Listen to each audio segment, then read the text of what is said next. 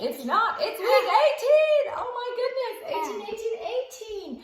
And we are going to learn a whole bunch of stuff. What do we want to start with, Elora? Timeline. Let's start with timeline. We are starting at Cherokee Trail of Tears. So we have these Native Americans. Cherokee Trail of Tears. Give me your saddest face. U.S., our sign for the USA is this. U.S. Westward Expansion, W, and we, Westward Expansion. Marx, so give me an M. Hold it out with a fist. Marx publishes the Communist Manifesto, and you can just write that. The Compromise, we just had a compromise. Remember the Missouri Compromise? We have another compromise. We come together. The Compromise of 1850 and the Dred Scott Decision. U.S. restores trade with Japan. British Queen Victoria rule over India. And last but not least, Darwin publishes the origin of species. Okay, let's do it all together. It goes Cherokee Trail of Tears. Cherokee Trail of Tears, U.S. Westward Expansion. Marx publishes the Communist Manifesto. The Compromise of 1850 and the Dred Scott Decision. U.S. restores trade with Japan. British Queen Victoria's rule over India. Darwin publishes the origin of species. Good job. What do we want to do next? Let's do Science, guess what? Easy peasy lemon squeezy. We talked about Newton's first law. We talked about Newton's second law. Guess what we're going to do today? Newton's Third law of motion. Exactly. And we're going to sing it to the melody of the Flintstones. But I'm going to tell you what it is first, and then we're going to sing it. What is Newton's third law of motion? Newton's third law of motion states that for every action, there is an equal and opposite reaction. So for every action, there is an equal and opposite reaction. Okay, here we go. It goes like this. What is Newton's third law? What is Newton's third law of motion? Newton's third law of motion states that for every action, there's an equal and opposite reaction. Let's do that one more time because I messed up in the beginning.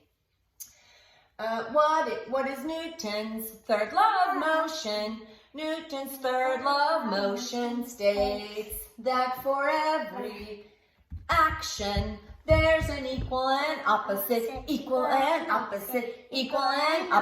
reaction. Good job. What are we going to do next? Let's do Geography. And guess what? It's the same as last week because remember, we talked about Central Europe. All of the Central European countries all in one, and we sang it to the melody of Can You Feel the Love Tonight? So let's do that. It goes like this.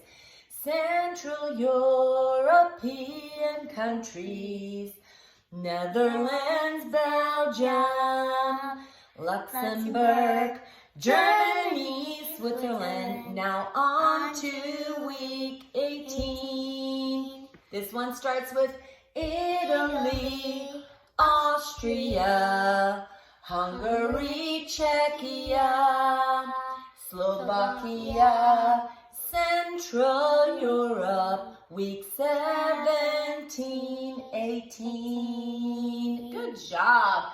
So we're just repeating that. Okay, Latin, English, math, or history?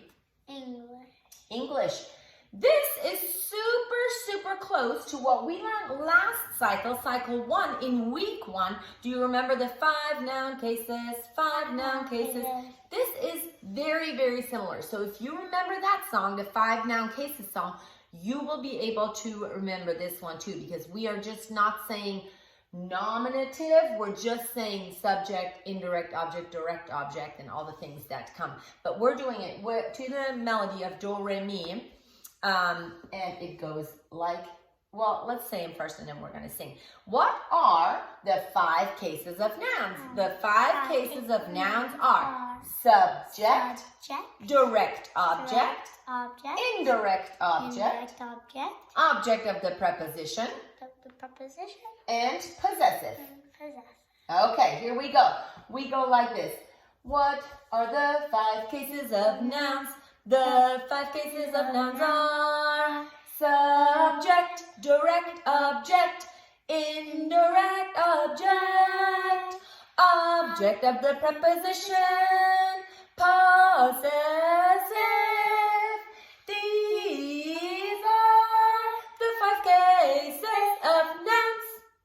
Good job. Okay, we have Latin, math, or history. Math. We are still doing our dance party. We have learned our rectangle dance party, our square dance party. Today, we are learning our triangle dance party. So it goes like this. And this time, we're not repeating everything. There's a part we're going to do together at the very end. I'm going to teach you what. Okay, so it goes math party dance crew. Repeat after me. I say the area. The area Of a triangle. Equals 1/2. Equals 1/2. And then we say together, base times height. Okay, let's try it. Together. Math party dance crew. Repeat after me. The area of a triangle equals 1/2. Equals 1/2. Base times height. Good job. Together. Base times height. Good job. Okay. History or Latin? Let's do history. Okay. In history, guess what? We are at the end of World War II, and something happened after World War II, and we're going to hear about it. The UN got started, okay? So in 1945, after the League of Nations failed to prevent World War II, American, hands on heart, president, and we heard about these guys, Roosevelt. A British Prime Minister, Churchill, heard about him last time too, and Soviet Premier Stalin, we don't have to dance with this one, began the United Nations, okay? And for United Nations, we're just gonna kind of, Rock like a baby. Well, looking like you're rocking. How could we do United? Actually, let's do the infinity, United Nations. Or like Okay. this. So in 19, we're going to show a 4 and a 5. In 1945, after the League of Nations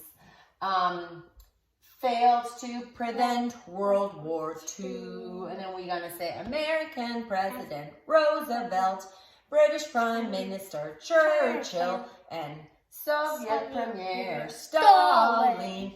And they began the United Nations. Okay, let's do it together. Tell me about the United Nations. In 1945, after the League of Nations failed to prevent World War II, American President Roosevelt, British Prime Minister Churchill, and Soviet Premier Stalin began the United Nations. Okay, last but not least, Latin. And Latin is the same as last week. We are talking about the future tense. What is our sign for the future tense? The bow that she shoots into the future, right? So we say, bow, bis, bit, bimus, bitis, bunt. Bow, bis, bit, bimus, bitis, bunt. First conjugation, future tense. Bow, bis, bit, bimus, bitis, bunt. Nice work. That was it for week 18. Bye.